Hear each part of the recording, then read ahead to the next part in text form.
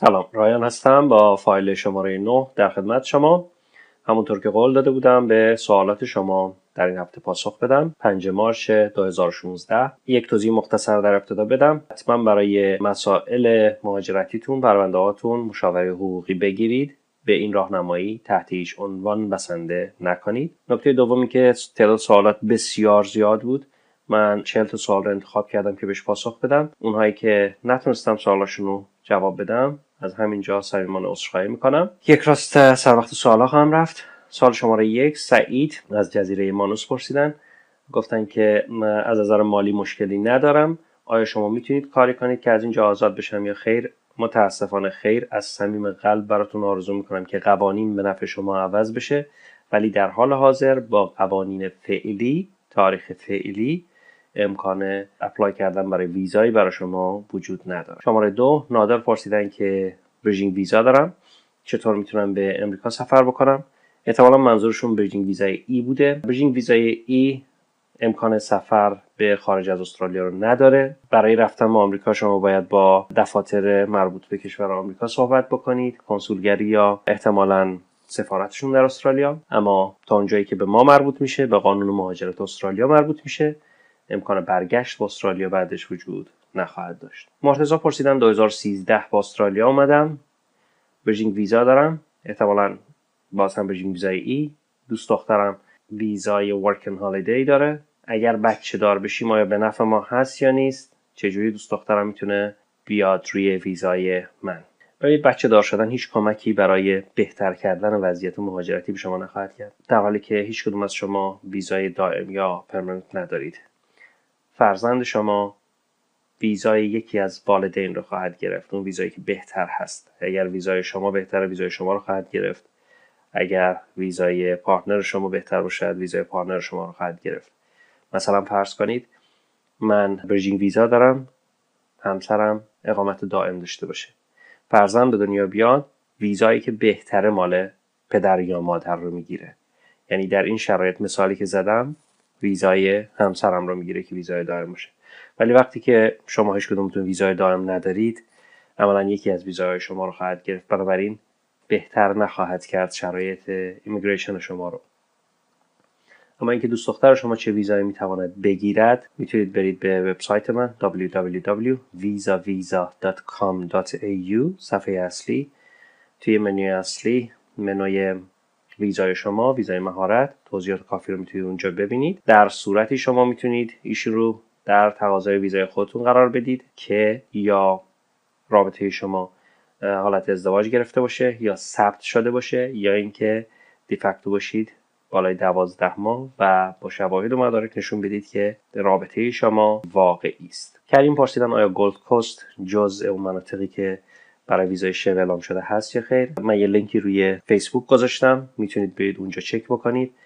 یه لینکی هست به وبسایت اداره مهاجرت هست. به دلیل اینکه تغییر میکنه این لیست، من قصد ندارم به شما بگم که کجا هست کجا نیست. حتما برید در هر زمانی که هستید از لینک اداره مهاجرت چک بکنید که کدوم کدهای پستی هست، کدوم کدهای پستی نیست. شماره 5، محمد، با ویزای 5 سال آیا میتونیم در شهرهای بزرگ زندگی کنیم؟ بله، میتوانید هر 5 سالش رو زندگی کنید.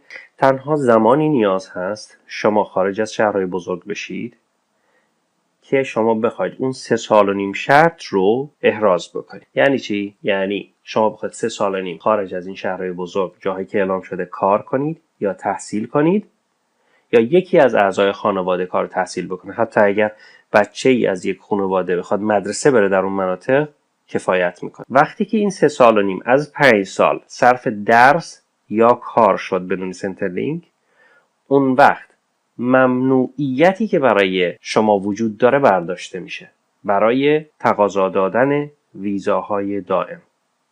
یعنی چی؟ یعنی در حال حاضر همه کسانی که با قایق اومدن، یک دروازه بسته جلوشون هست. این دروازه بسته میگه که شما نمیتوانید برای ویزاهای دائم اقدام بکنید.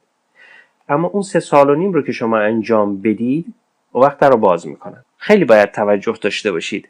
باز کردن دروازه به این معنی نیست که شما ویزای دائم میگیرید. به این معناست که دروازه باز شده، شما اجازه دارید برید برای ویزایی که واجد شرایطش هستید حالا اقدام بکنید. مثلا برای ویزای مهارتی اگه شرایط دارید، مثلا برای ویزای پارتنری اگه شرایط دارید.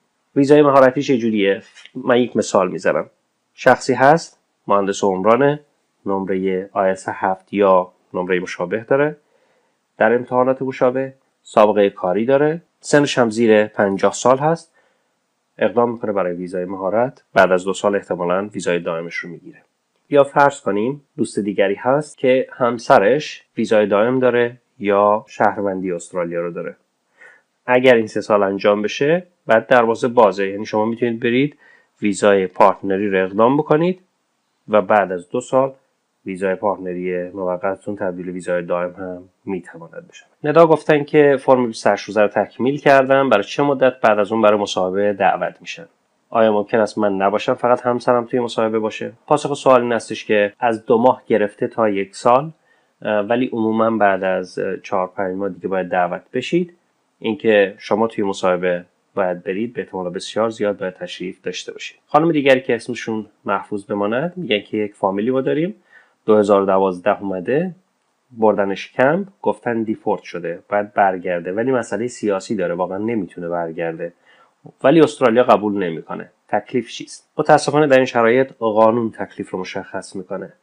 ببینید، یک توضیح من بر شما بدم که کل پروسه ویزاهای پناهندگی رو توضیح میده.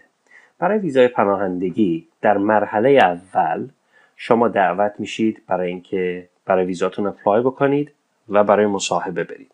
این مرحله اول در اداره مهاجرت اتفاق که اصطلاحاً دوستان بهش میگن قاضی 1. این در ایمیگریشن دیپارتمنت هست و یک کیس آفیسری از اداره مهاجرت پرونده رو بررسی میکنه. اگر اینجا موفق بشید که به شما ویزا میدن.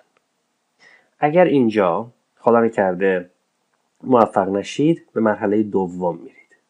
مرحله دوم ترایبیونال هست. ترایبیونال که به قاضی 2 اصطلاحاً معروف شده، در اونجا ممبر یا قاضی 2 میاد بین شما و اداره مهاجرت داوری میکنه. میاد بررسی میکنه که آیا بررسی روی پرونده شما دفعه اول درست بوده یا نبوده. در اونجا شما میتونید شواهد دیگری رو هم ارائه بدید، مدارک دیگری رو هم ببرید توی ترایبیونال. اینجا اگر موفق بشید، پرونده شما ارجاع داده میشه برای اداره مهاجرت که اغلب یعنی قبولی. اگر که اینجا هم رد بشه، اون وقت 2 تا حالت میتونه اتفاق بیفته. یعنی دیگه 2 شاخه میشه بعد از قاضی 2. یا میریم قاضی 3 که میشه دادگاه، یا نامه میفرستیم